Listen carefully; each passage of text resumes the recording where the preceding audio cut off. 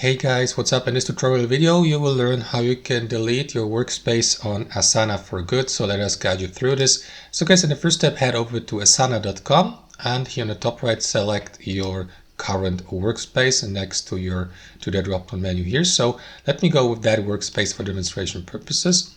And now guys, if you'd like to delete it, there's actually no direct button or feature to delete workspaces on Asana. But there is a way how we can bypass or overcome this obstacle really easily. So what you will need to do guys to permanently delete your Asana workspace is the following.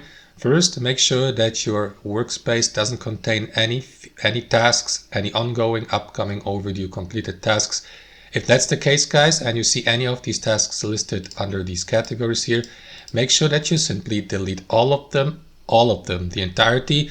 And do the same for any projects listed in your workspace as well.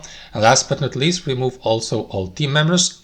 But that will not suffice, guys, as a final step to delete your workspace technically and for good.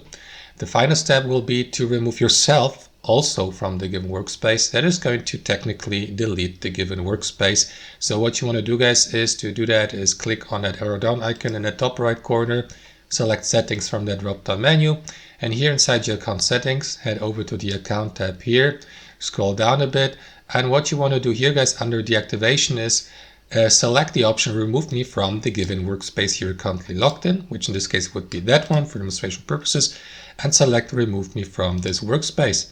Confirm that by clicking on that button here, and that is going to remove you from the given workspace as well as delete the given workspace from your account. And that's basically it guys here on Asana. That's how it works. Thanks for watching and see you next time.